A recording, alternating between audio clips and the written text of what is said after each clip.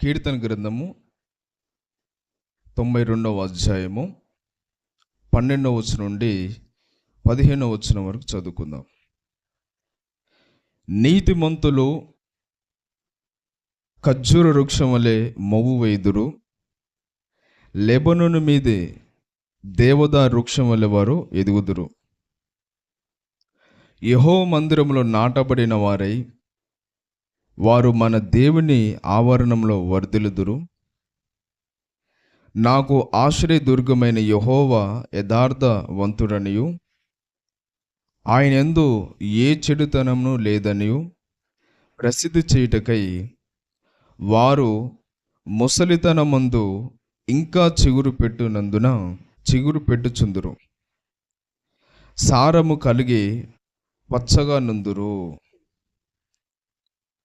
ఇక్కడ చదువుకున్న వాక్యములో మనం గమనిస్తే ఈ 92వ కీర్తన విశ్రాంతి దినమునకు తగిన కీర్తన గీతము అని రాయబడి ఉన్నది. అంటే విశ్రాంతి, దేవుని ఆరాధించే దినమని, పరిశుద్ధ దినము, విశ్రాంతి దినము గురించిన కీర్తనని ఇక్కడ స్పష్టంగా ఇక్కడ రాయబడి ఉన్నది. అయితే ఇందులో మాత్రము ఇద్దరు వ్యక్తులు మనకు కనిపిస్తారు. ఇద్దరు వ్యక్తులు కనిపిస్తారు. ఆ వ్యక్తుల గురించి ఇక్కడ స్పష్టంగా రాయబడి ఉన్నది. ఇక్కడ మొదటిగా మనం చూస్తే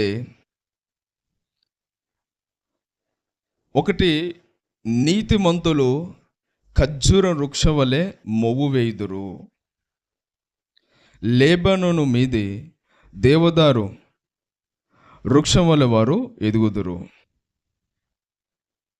ఇక్కడ మనం చూస్తే నీతిమంతులు ఖర్జూర వృక్షం వలె మొవ్వు వేస్తారు.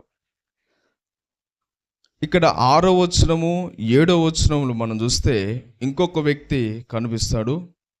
పశుప్రాయులు వాటిని గ్రహింపరు, అవివేకులు వివేచింపరు.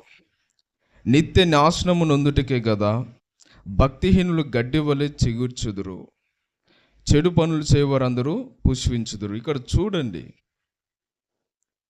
భక్తిహీనులు ఎలా ఉన్నారంటే గడ్డి వలె ఉన్నారు. భక్తిహీనులు ఎలా ఉన్నారు? మూర్ఖులు, దుష్టులు, భక్తిహీనులు వీళ్ళు ఎలా ఉంటారంటే గడ్డి వలె ఉంటారంట. గడ్డి వలె చిగురిస్తారు. కానీ నీతిమంతులు మాత్రము ఖర్జూర వృక్షం వలె మొవ్వు వేస్తారంట. ఇక్కడ మనం దేవుని యొక్క వాక్యం చూస్తే దేవుడు ఆయన ప్రజలని కొన్నిసార్లు ఒక చెట్లతోని పోల్చున్నాడు. ఖర్జూరం చెట్టుతోని కావచ్చు, ఒలివ చెట్టుతో కావచ్చు, అంజరపు చెట్టుతో కావచ్చు, ఇలాంటి చెట్లతోని దేవుడు తన ప్రజల్ని పోల్చినాడు. ఈ చెట్లు చాలా శ్రేష్టమైనవి. ఖర్జూరం చెట్టు కానీ, ఒలివ చెట్టు కానీ, ద్రాక్ష చెట్టు కానీ, ఈ చెట్లు చాలా శ్రేష్టమైనవి. ఈ ఒలివ చెట్లు అయితే ఇజ్రాయెల్ దేశంలో 2000 సంవత్సరాల నుంచి ఉంటున్న చెట్లు కూడా ఉన్నవి. 3000 సంవత్సరాల నుంచి ఉన్న చెట్లు కూడా ఉన్నవి. ఇంకా ఒలివ చెట్లు ఉన్నవి. అవి చాలా ప్రాముఖ్యమైనవి. ఇక్కడ నీతిమంతులను దేవుడు దేంతో పోల్చినంటే ఖర్జూరం చెట్టు వలె ఉంటారు. ఖర్జూరం చెట్టు గురించి మనం చూస్తే అది చాలా శ్రేష్టమైనవి. ఆ చెట్టు ఎంతో ఉపయోగమైనది, ఎంతో ఫలించే చెట్టు అది. దేవుని స్తుతించేవారు, దేవుని కార్యాలు వివరించేవారు, దేవుని మహిమపరిచేవారు వాళ్ళంట ఈ ఖర్జూరం చెట్టు వల్లే మొవ్వు వేస్తారు. అందుకని అధ్యాయంలో ఉంది, యెహోవాను స్తుతించటం మంచిది, మహోన్నతుని నీ నామమును కీర్తించటం మంచిది. ఎవరైతే దేవుని బిడ్డలు, క్రైస్తవులు, విశ్వాసులు దేవుడు చేసిన మేలును బట్టి, అలాగనే దేవుని నిత్యము స్తుతిస్తూ ఉంటారో, దేవుని మహిమపరుస్తూ, దేవుని ఘనపరుస్తూ, ఆయన సన్నిధిలో నాటబడి ఎవరైతే ఉంటారో వాళ్ళంట ఇలా ఖర్జూరం వృక్షం వల్లే మొవ్వు వేస్తారు. దేవుని మందిరములో నాటబడిన వాళ్ళు నిత్యము దేవుని మేలులు తలంచుకుంటుంటారు. దేవుడు ఇంత గొప్ప సృష్టిని కలగజేసినాడు. దేవుని యొక్క కార్యాలు ఎంతో దొడ్డివి, అవి వివరించలేనివి, అవి ఎంతో శ్రేష్టమైనవి. ఆయన తీర్పు ఎంతో న్యాయమైనది. ఆయన ఎటువంటి అపవిత్రత లేనివాడు. ఆయన పరిశుద్ధుడైన దేవుడు, న్యాయం కలిగిన దేవుడు, యథార్థమైన దేవుడు, నన్ను సృష్టించిన దేవుడు, నన్ను పరిపాలించే దేవుడు, ఆయన నిరంతరం ఉండే దేవుడు, ఆయన నామం పరిశుద్ధమైనది, ఆయన రాజ్యం పరిశుద్ధమైనది, ఆయన తీరు పరిశుద్ధమైనది అని ఇలా ఉదయము రాత్రి ప్రతినిత్యము వారి జీవితంలో నిత్యము కూడా దేవుని స్తుతిస్తూ మహిమపరుస్తూ ఉంటారంట. వీళ్ళు ఎవరంటే దేవుని సన్నిధిలో నాటబడిన వాళ్ళు, దేవుని తోటలో నాటబడిన ఒక వేరులాగా ఉంటారు వాళ్ళు. దేవుని పరిశుద్ధ మందిరంలో నాటబడితే పరిశుద్ధంగా ఆ ఏర్లు ఉంటవి, పరిశుద్ధమైన జీవితం కలిగి ఉంటారు వాళ్ళు. ఈ విధంగా దేవుని సన్నిధిలో నాటబడ్డారు కాబట్టి ఈ నీతిమంతులు, ఈ దేవుని విశ్వాసం ఉంచిన వాళ్ళు ఎలా ఉంటారంట? ఖర్జూరం వృక్షం వలె మొవ్వు వేస్తారు వాళ్ళు. లెబనోను మీది దేవదారు వృక్షం వలె వారు ఎదుగుతూ ఉంటారంట. ఎంత గొప్ప మాటలో చూడండి. అంటే నాటబడిన వాళ్ళు మాత్రమే, దేవుని మందిరంలో నాటబడిన వారు మాత్రమే, దేవుని స్తుతించేవారు మాత్రమే, దేవుని మహిమపరిచేవారు మాత్రమే, దేవునితో సవాసం కలిగిన వారు మాత్రమే, దేవుని వెంబడించేవారు మాత్రమే, దేవుని మార్గంలో నడిచేవారు మాత్రమే ఈ విధంగా ఎదుగుతారు, ఫలిస్తారు. అందుకని యేసుప్రభు అంటాడు కదా, ద్రాక్ష తీగ ఏంటంట, ద్రాక్షవల్లిలో తీగ ఉంటేనే ఫలిస్తుంది, ద్రాక్షవల్లిలో తీగ ఉంటేనే ఫలిస్తుంది. అట్లనే దేవుల్లో మనం ఉంటేనే మనం నిత్యం మొవ్వు వేస్తాము, ఎదుగుతాము. దేంట్లో? ఆధ్యాత్మికమైన జీవితంలో ఆత్మీయతలో మనం ఎదుగుతూ ఉంటాము, పరిశుద్ధతలో ఎదుగుతూ ఉంటాము, విశ్వాసములో, యథార్థతలో, ప్రార్థనలో, దేవుని సన్నిధిలో మనం నిత్యం ఎదుగుతూ ఉంటాం అన్నమాట. అయితే ఇక్కడ ఈ 6వ వచనం 7వ వచనం చదువుకున్న ఈ భక్తిహీనులు ఎలా ఉన్నారంట?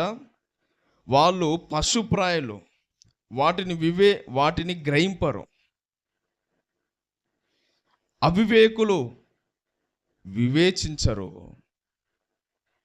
నిత్య నాశనము నొందుటకే కదా భక్తిహీనులు గడ్డి వలె చిగుర్చుదురు, చెడు పనులు చేయ వారందరూ పుష్పించుదురు. వాళ్ళు దేవుని కార్యాలు వాళ్ళకి నచ్చదు, దేవుని స్తుతించరు, దేవుని మహిమపరచరు, దేవుని మార్గం నడవరు. పరిశుద్ధత అంటే వాళ్ళకి అసహ్యము. దేవుణ్ణి ఒప్పుకోవడం అంటే, దేవుని ఆరాధించడం అంటే, యేసుప్రభుని నమ్ముకోవడం అంటే కూడా వాళ్ళకి ఇష్టం ఉండదు. పాపాలు క్షమించుతాడయ్యా యేసుప్రభుని నమ్ముకుంటే ఎగతాళి చేస్తూ ఉంటారు. దేవుని గొప్ప కార్యం చెప్పినా ఎగతాలే, యేసుప్రభు గొప్ప దేవుడు అని చెప్పినా ఎగతాలే. ఇలా దేవుని సువార్త అన్న, దేవుడు అన్న వాళ్ళకి నచ్చదు.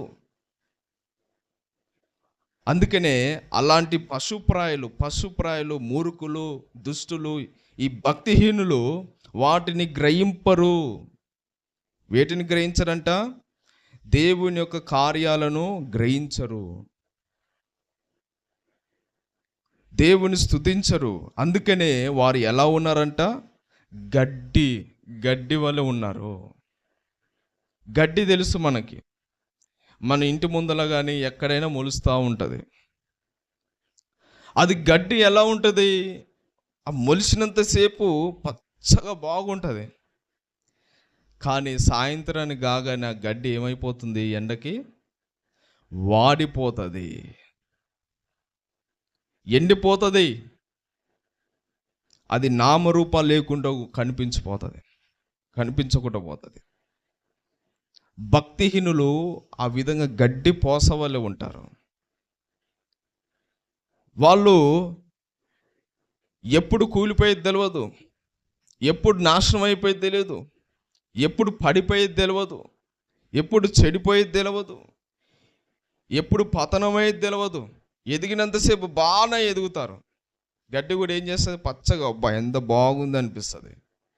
కానీ అది లాస్ట్కి వచ్చేసరికినే ఎండకి తట్టుకోలేక అది ఏమైపోతుంది? వాడిపోతుంది. అందుకనే ఈ భక్తిహీనులు అలా ఉన్నారన్నమాట. దేవుని కార్యాలు వాళ్ళు వివరించరు, గ్రహించరు, దేవుని స్తుతించరు, దేవుని అనుసరించరు. కాబట్టి దేవునిలో నాటబడి లేరు. కాబట్టి అలా గడ్డి వలె పొయ్యిలో వేయబడతారు. కానీ నీతిమంతులు ఎలా ఉన్నారంట? ఖర్జూర వృక్షం వల్ల ఉంటారు. దేవునికి స్తోత్రం, హల్లెలూయా. ఎలా ఉన్నారు? ఖర్జూరపు వృక్షం వల్లే. ఎలా ఉన్నారు? ఖర్జూర వృక్షం చెట్టు తెలుసు కదా, చాలామంది తింటూ ఉంటారు. అవి ఎండబెట్టినవి ఎంత రుచిగా ఉంటావో, ఎంత అద్భుతంగా ఉంటావో తింటే.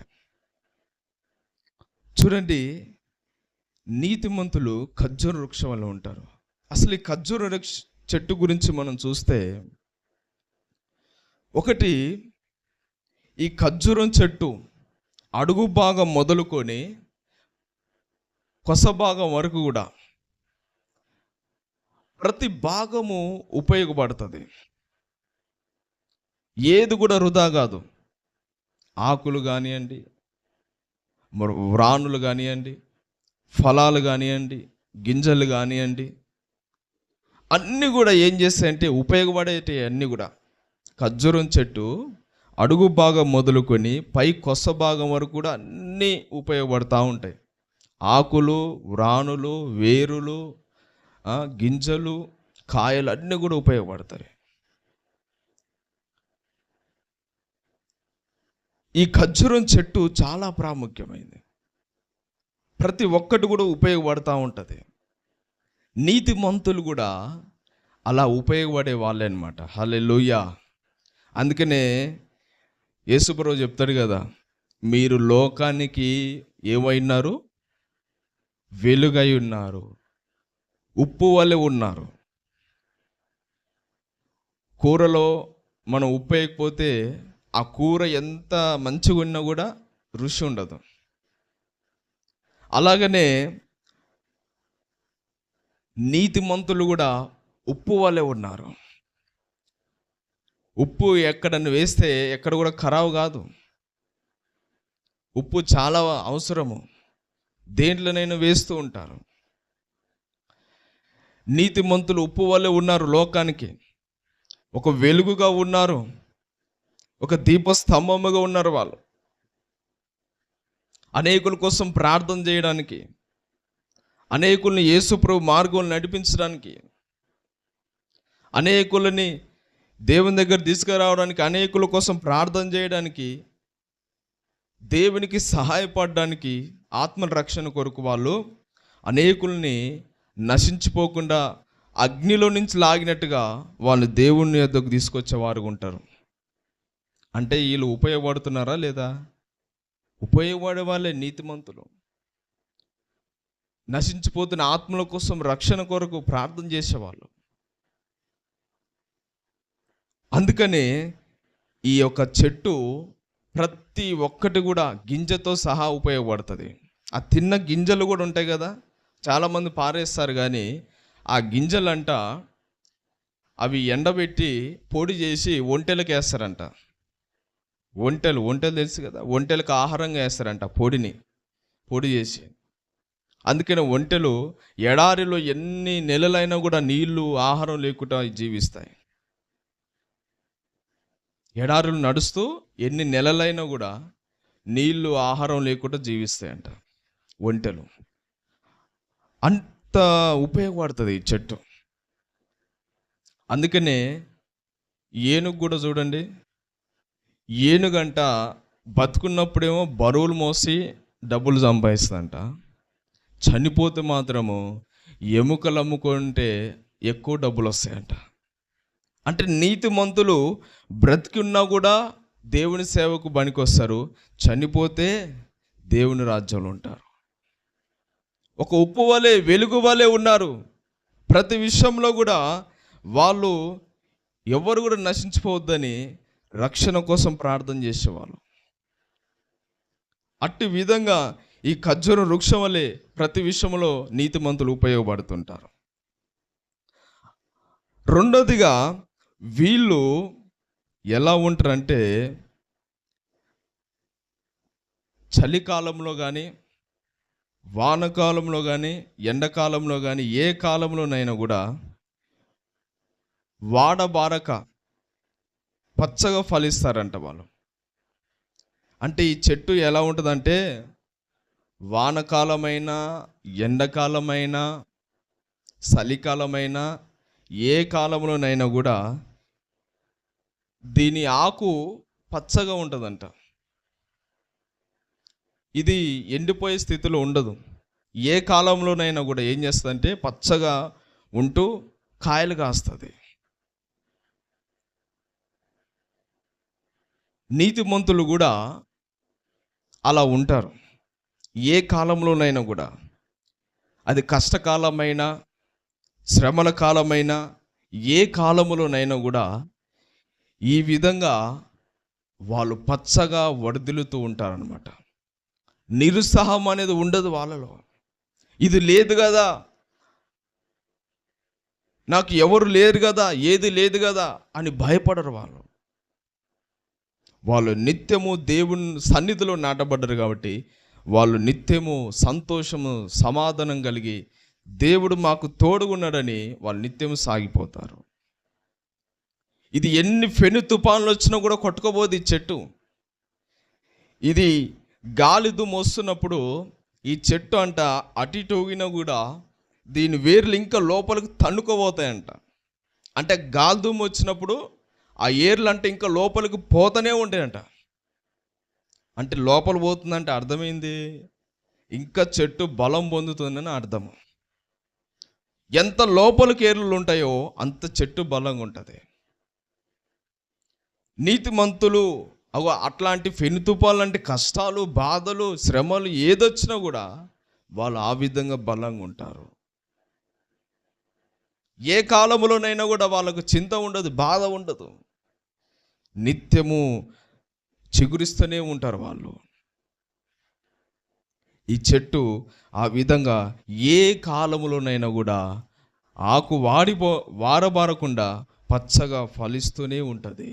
నీతిమంతులు కూడా ఆ విధంగానే నిత్యము దేవుని సన్నిధిలో ఆత్మీయతలో పరిశుద్ధతలో ఎదుగుతూ దేవునిలో సాగిపోతూ ఉంటారు.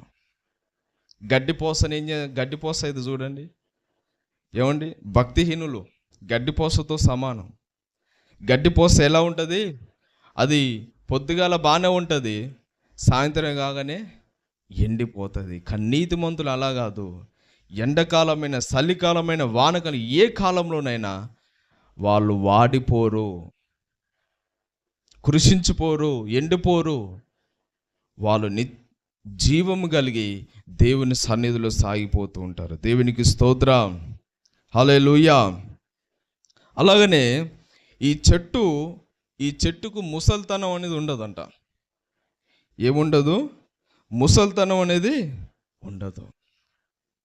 వర్షం ఉన్నా లేకపోయినా, నీరున్నా లేకపోయినా ఈ చెట్టు కాయలు కాస్తూనే ఉంటుందంట. ముసలితనం ఉండదు ఈ చెట్టుకి.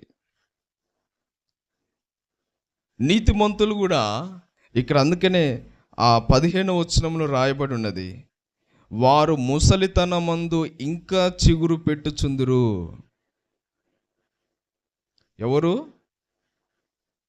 ఎవరు? నీతిమంతులు. ఎవరు? నీతిమంతులంట. వారు ముసలితనమందు ఇంకా చిగురు పెట్టుచుందురు, సారము కలిగి పచ్చగా నుంటారు. ముసలితనం అనేది ఉండదు వీళ్ళకి. అంటే ముసలోళ్ళు గారని అర్థం కాదు, కానీ ముసలితనంలో కూడా వీళ్ళు ఎలా ఉంటారంటే ఆత్మీయ జీవితంలో ఎదుగుతూ ఉంటూనే ఉంటారు. వాళ్ళ ఆత్మీయ స్థితి దిగజారే స్థితిలో ఉండదు. వాళ్ళు పరిశుద్ధత కోల్పోరు, ఆత్మీయత కోల్పోరు. దేవునితో సవాసం అలాగనే ఉంటుంది. దేవుని సన్నిధిలో నాటబడి ఉంటారు వాళ్ళు. అందుకనే మనకు మోషే తెలుసు. మోషే 120 సంవత్సరాలు బతికిండు. 120 సంవత్సరాలు వచ్చే వరకు అతనికి సత్తువ తక్కువ కాలేదంట. అతని కళ్ళు స్పష్టంగా కనిపిస్తున్నాయి, ఒక చిన్న పిల్లల వల్ల స్పష్టంగా కనిపిస్తున్నాయి కళ్ళు. 120 సంవత్సరాల తర్వాత, 120 సంవత్సరాలు అప్పుడు సత్తువ తగ్గలే, అతని బలం తగ్గలే, అతని ఆత్మీయ జీవితము తగ్గిపోలే. దేవుడు ఆయన ఇంకా బతికేవాడే, కానీ దేవుడు అన్నాడు, ఇక నువ్వు వద్దు, ఆ కనాను దేశంలోకి వెళ్ళొద్దని నీతో చెప్పాను కదా, కాబట్టి ఇంకా నువ్వు నా దగ్గరికి రావాలి సన్నిధికి అని దేవుడు చెప్తాడు. లేకపోతే మోషే బతికేవాడు. ఇంకా 120 సంవత్సరాలు వచ్చేవారు కూడా అతను ఎలా ఉండంటే అతని సత్తువ తక్కువ కాలేదు.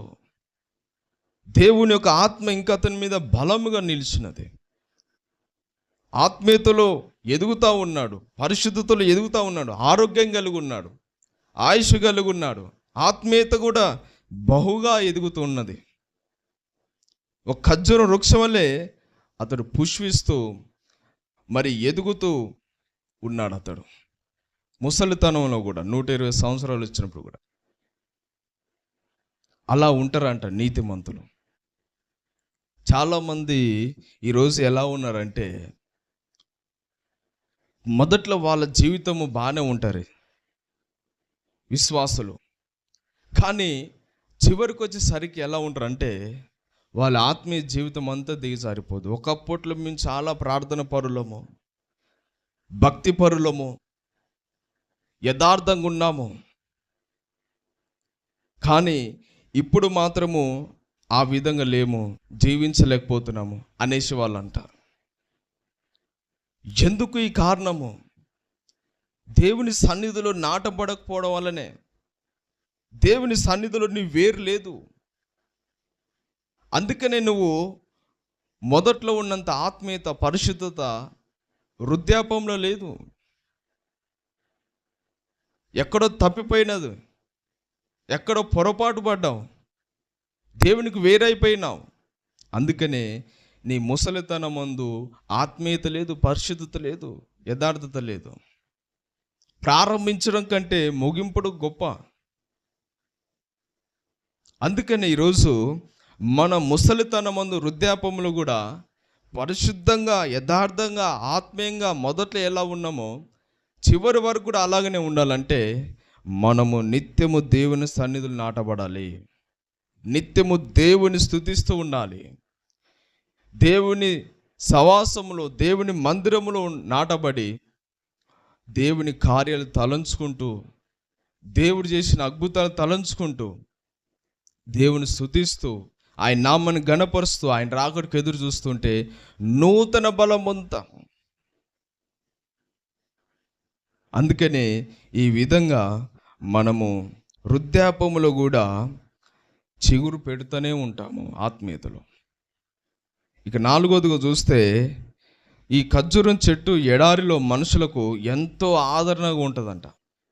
ఇది ఎడారిలో కూడా ఫలిస్తుంది. ఎడారిలో కూడా ఈ చెట్టు, ఖర్జూరం చెట్టు ఫలిస్తూ ఉంటుంది. అనేక ప్రజలు ఎడారిలో నడుచుకుంటూ, ఒకవేళ అక్కడ సైడు మధ్య ఆసియాలో అంత ఎడారే ఉంటుంది కాబట్టి అక్కడ ఈ ఎడారి స్థలాలలో ఇక ఏ చెట్లు కూడా ఉండవు. ఇక్కడ ఉన్నట్లుగా ఏ చెట్లు కూడా ఉండవు ఎడారిలో. అంత ఉష్క పొడి నేల ఉంటుంది. అలాంటి సమయంలో అక్కడ కూడా ఈ ఖర్జూరం చెట్టు మొలుస్తుంది. చెప్పాం కదా, ఇది నీరున్నా లేకపోయినా ఇది ఫలిస్తుంది, ఇది కాపు కాస్తుంది, వాడబారక నిత్యం ఫలిస్తూనే ఉంటుంది, కాయలు కాస్తూనే ఉంటుంది. ఎడారిలో ఎవరైనా నడుచుకుంటూ పోయినప్పుడు వాళ్ళకి ఎలా ఉంటుందంట, ఒక ఆదరణగా ఉంటుందంట. ఎడారి కాబట్టి ఎండ కొడుతూ ఉంటుంది, ఎక్కడ ఒక చెట్టు నీడ దొరికితే బాగుంటుంది అనిపిస్తుంది. అలాగున ఒక ఖర్జూరం చెట్టు నాటబడిన దగ్గరికి, ఆ చెట్టున దగ్గర వెళ్ళి నిల్చున్నప్పుడు కొద్దిగా నీడ దొరుకుతుంది కాబట్టి మనకు ఆదరణ ఉంటుంది, ఉత్సాహం ఉంటుంది. ఇప్పటిదాకా ఎండలో ఉన్నాను, ఇప్పుడు నీడకు వచ్చాను, చెట్టు కిందకు వచ్చానని వాళ్ళకు కూడా ఉత్సాహం కలుగుతుంది ఇంకా ముందుకు పోవడానికి. అంటే ఈ చెట్టు ఎంతగా ఉపయోగపడుతుంది చూడండి. అందుకని నీతిమంతులని ఈ ఖర్జూరం చెట్టుతో పోల్చున్నాడు. అనేకులకు ఆదరణగా ఉంటాము, ఉత్సాహంగా ఉంటాము, అనేకుల కోసము ప్రార్థన చేసేవారుగా, కన్నీరు గార్చేవారుగా ఉంటాము. ఈరోజు మనము ఎలా ఉన్నాము? భక్తిహీనులాగా గడ్డి వల్ల ఉన్నామా, లేదంటే దేవుని స్తుతిస్తూ దేవుని సన్నిధిలో నాటబడి ఖర్జూర వృక్షం వల్ల ఉన్నామా? మనం ఖర్జూర వృక్షం వల్ల ఉండాలని దేవుడు కోరుతూ ఉన్నాడు. దేవుని యెహోవా మందిరం నాటబడిన వారు మన దేవుని ఆలయంలో వర్ధిల్లుతూనే ఉంటారు. నీతిమంతులు వారి జీవితంలో అన్ని విషయాలలో వర్ధిల్లుతారు. వాళ్ళు చేసే పనిలో కానీ, వారు చేసే ప్రతి ప్రయత్నంలో కానీ వర్ధిల్లుతూనే ఉంటారు. నువ్వు ఎంత గొప్ప స్థితిలో ఉన్నా, ఎంత గొప్ప స్థితికి ఎదినా కూడా నువ్వు దేవునిలో నాటబడే ఉండాలి. నువ్వు నాటబడి ఉన్నప్పుడు మాత్రమే నీవు ఖర్జూర వృక్షం వలె మొవ్వు వేస్తావు. హల్లెలూయా, దేవునికి స్తోత్రం. వాళ్ళు ముసలితనం ముందు కూడా ఎటువంటి చెడుతనం అనేది ఉండదు వాళ్ళలో. నీతిమంతులంట వాళ్ళు వృద్ధాపంలో కూడా ఎలా ఉంటారంట, చెడుతనం అనేది ఉండదంట, పాపం అనేది ఉండదు, అపవిత్రత అనేది కనబడదు.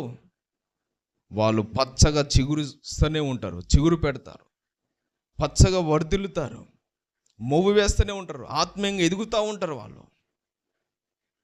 అందుకని ఈరోజు మనం ఆ విధంగా ఎదగాలంటే మనం కూడా దేవుని స్తుతిస్తూ, దేవుని మహిమపరుస్తూ, దేవుని కార్యాలను మనం తలంచుకొని ఆయన ఎంత గొప్పవాడో, ఎంత శక్తి కలిగినవాడో, మన జీవితంలో ఏదైనా చేయగలిగిన గొప్ప దేవుడు, ఆయనకు అసాధ్యం లేదని మనం ఆయనని గట్టిగా విశ్వాసంతో విశ్వసించి ఆయన స్తుతించి ఆయన సన్నిధిలోనే మనం నాటబడినప్పుడు మనం కూడా ఈ విధంగా మన జీవితంతో కాలం వర్ధిల్లుతూనే ఉంటాము, ఆత్మీయతలో వర్ధిల్లుతాము, మనం ఏ పని చేసినా కూడా వర్ధిల్లుతాము. చాలామంది వాళ్ళు ఏ పని చేసినా కూడా ఓటమి పాలవుతారు. ఎందుకు నేను ఓడిపోతున్నాను, ఏ పని చేసినా కూడా నాకు అన్యాయము, మోసం జరుగుతుంది, ఓడిపోతున్నాను, ఫలింపు అనేది లేదు, నష్టపోతున్నాను అంటారు. అంటే వాళ్ళు దేవునికి వేరే ఉన్నారు కాబట్టి ఆ విధంగా ఉన్నారు, నష్టపోతున్నారు.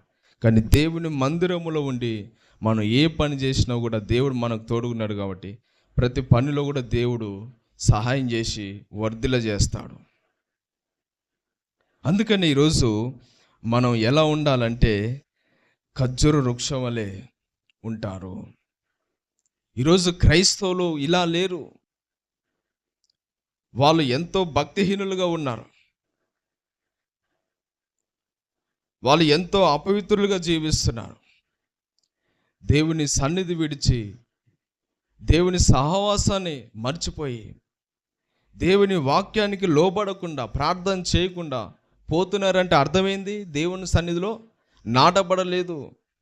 ఒక గడ్డి పోసగాలు ఉంటారు, వాళ్ళు ఎప్పుడు ఎండిపోయి తెలియదు, ఎప్పుడు వాడిపోయి తెలియదు.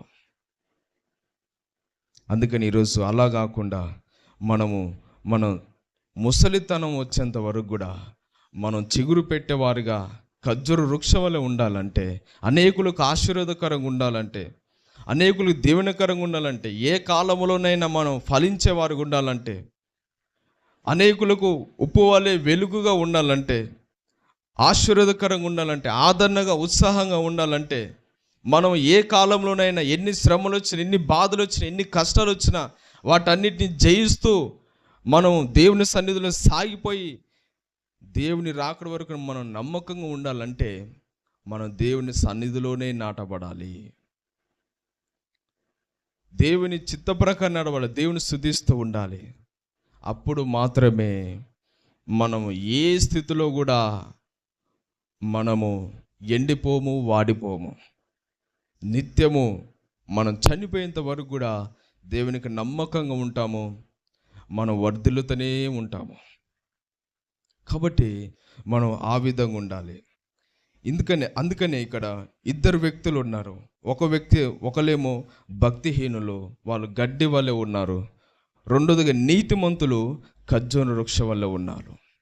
ఇక్కడ గడ్డి అది వ్యర్థమైనది, కానీ ఖర్జూర వృక్షము చాలా శ్రేష్టమైనది. ఇట్టి విధంగా మనం ఉందాము.